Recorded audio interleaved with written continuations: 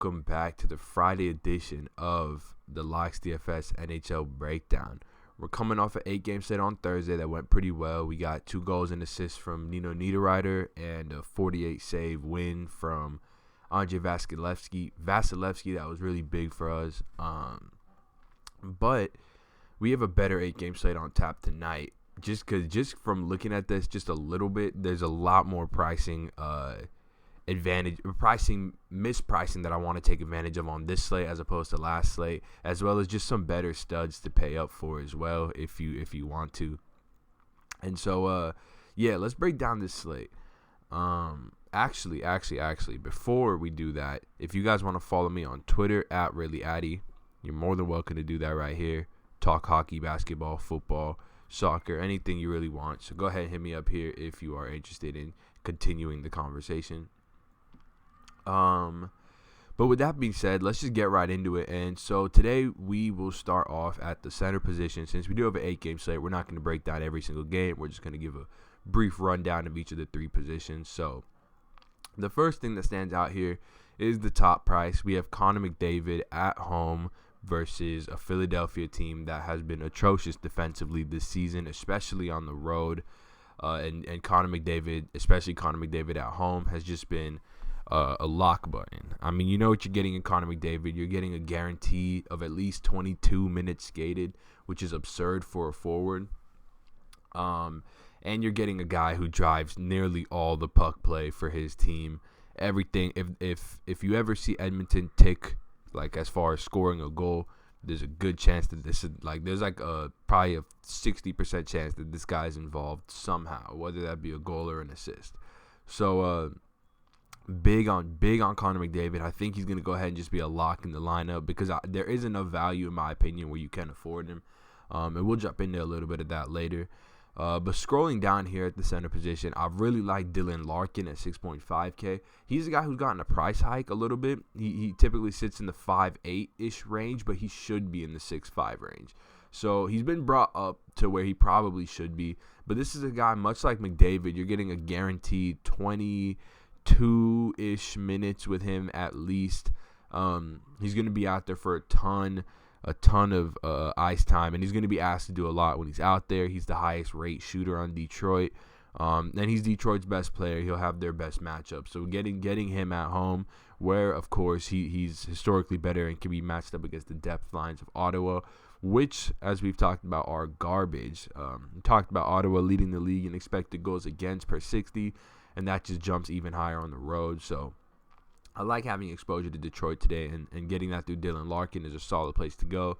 It's weird seeing Evgeny Malkin at 6.2K. He's certainly in play versus Boston. He can match himself up against their depth lines at home as well. So totally viable play over there. And then a few other center plays I really like. I like Micah Zibanejad here at 5.8K. Similar to McDavid and Dylan Larkin, a guy that's just asked to do a ton on this offense. He spearheads the Rangers' first line with Philip Hedl and Matt Zuccarello. I can pull that up for you guys right here.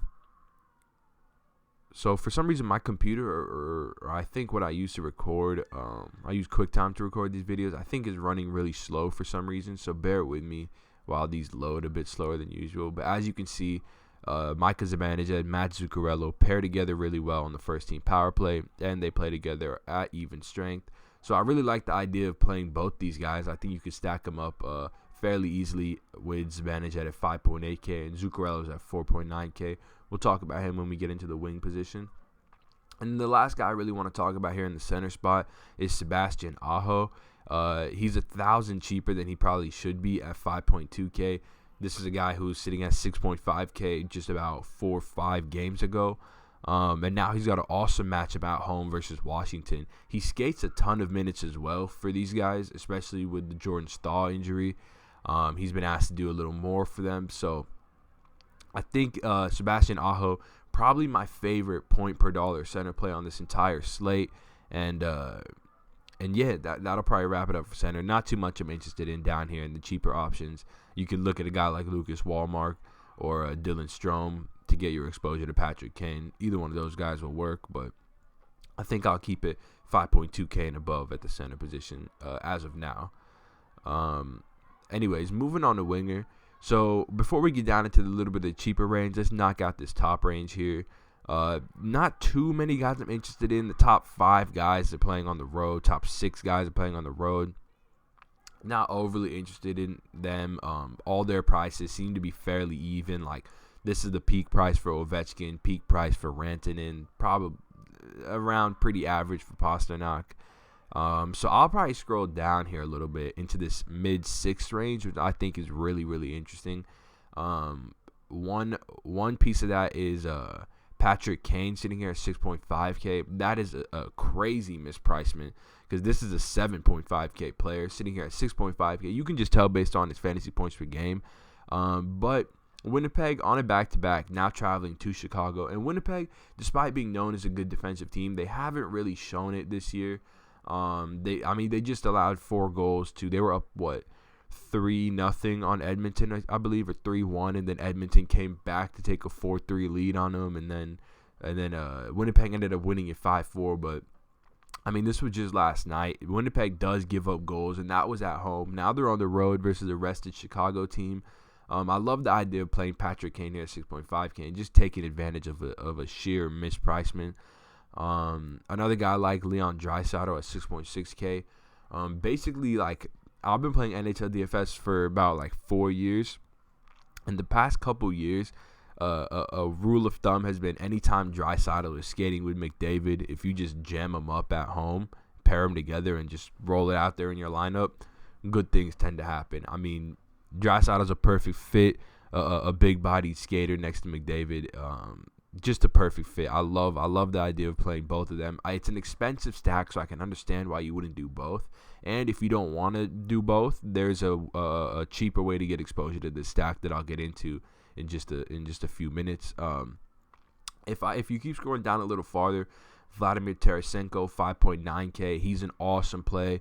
Just another guy that should be priced in the low 7K range, and for some reason he's sitting at 5.9. St. Louis is getting a little bit of love on their team total, as it has ticked up a hair from 3.1 to 3.2. There is some reverse line movement on them, with them only receiving 20% of the money line bets, yet it dropping from plus 115 to plus 102.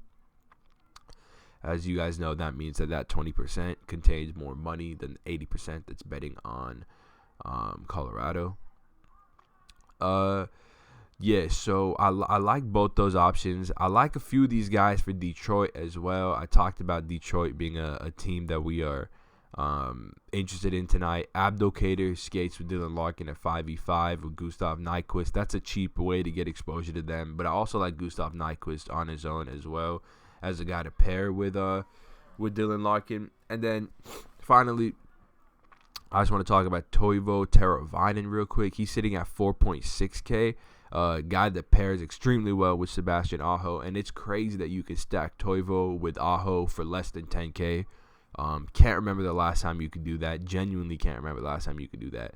So that's a great spot as well as Matt Zuccarello at 4.9K, who I already talked about a bit earlier. But yeah, so that'll do it for winger. I guess one thing I should mention is Pittsburgh switched their lines back up. So as we talked about in our last video, Derek Brassard was skating with Sidney Crosby at 5v5, which made him an auto lock when he was 3.6K and center eligible a couple slates ago. Now he's 3.9K. They moved him to the wing, and he's back to centering the third line. Just not in a fantasy-friendly role anymore. The first line is now Sidney Crosby paired with Tanner Pearson, who is at 3.3K or something. I'm not too interested in going down here. There's another guy I like more for value that I'll mention real quick. But it's Tanner Pearson, Sidney Crosby, and Jake Gensel. Jake Gensel is fairly cheap at 6.4K, but again, I prefer Patrick Kane and Leon Draisaitl to him. And as far as cheaper options go, my favorite cheap option is actually right here at 3.9K, Alex Chiasson. 3.9K, skating with McDavid, skating 20 minutes a night, and skating with McDavid on the first team Edmonton power play. That's going to make Chiasson a stone lock for y'all tonight. I mean, until they take him, he's shooting like 30% this year, and obviously that's going to regress down. He's not going to keep scoring at this rate. But as long as he's playing with McDavid and Draisaitl, they've made a lot worse look a lot better in years past. So I love the idea of getting cheap exposure to Edmonton through Chiasson at 3.9K. And finally, let's move on to defense. Starting at the top, not too many of the high-priced guys I'm interested in. The first sort of guys that really start to pique my interest come in this 5K range. I'm really interested in Dougie Hamilton at 5.1K, just a guy that shoots the puck an insane amount, an I-Corsi for percentage over 20 per 60 minutes, of course. So just an awesome play. Getting that in your defenseman is dope. And he's going to chuck the puck all day versus Washington, who we all know is not a great matchup. Is a great matchup for offensive players, especially when Washington's on the road because they tend to give it up in bunches on the road. But I think probably my favorite defenseman play as of right now is Darnell Nurse right here at 5K.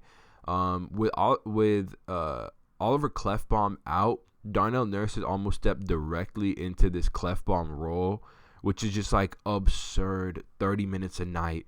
Super high fantasy floor, lots of block shots, lots of shots on goal, playing on the first team power play with Connor McDavid, Leon Draisaitl, and Alex Chiasson. They all pair really well together. I think Nurse is probably one of the locks in my lineup just because of the floor that you're getting with him. I mean, he's not going to get you less than like 2.5. He's got 2.5 in the bag just on shots and block shots alone. So I'm definitely interested there. And then another piece of news on Detroit is Mike Green is out defensively. So they called up Philip Hronek, who's 2.5K. As of right now, he's not projected to get any power play time, which is kind of confusing to me because he was a guy that was up with them earlier in the year and he did get power play time. So that could change. And if he is getting power play time at 2.5K and is skating like 20 minutes, he's a super good play. The guy who is projected to take over the power play 1 role from Mike Green is Dennis Cholowski, who's in play at 4.1K. Previously, when we saw Kronwall and Mike Green out, Cholowski's price ended up coming up to like 5K. That was earlier in the season. So you can go ahead and take advantage of that until his price reaches where it was. And then 2 more guys I'll talk about before I get out of here. Colin Miller, 3.8K. They just refused to raise his price. Fine matchup versus New Jersey. I prefer Vegas when they're at home, but obviously they're a dominant team. I mean, I think they have the 3rd highest Corsi for percentage at home and then like the 2nd highest on the road. So they're just as good on the road, obviously. But and Colin Miller getting their power play 1 quarterback at 3.8K, guy who skates 20 minutes a night. That's a very good play. And then finally, Adam Larson, a guy who's also seeing a crazy minutes boost with did I say Oliver Klefbom earlier? I meant to say Oscar Klefbom.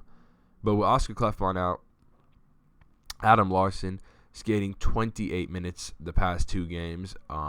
Awesome play. He's not going to get any power play time, but he's got a pretty high floor as far as just minutes skated at that price. Obviously, I prefer Darnell Nurse if you can get up there, but if you're trying to really punt, I think you can't go wrong with either Adam Larson for the sheer minutes workload or Colin Miller for the points upside that he possesses. So then we'll go to goalie real quick. Goalie, as always, is a crap show. I like Corey Crawford here. It's kind of interesting. Winnipeg on a back-to-back. Chicago could win this game. As Winnipeg, as I said, is on a road back, or they're traveling on the road now on a back-to-back. Who else could be interesting around here for goalie?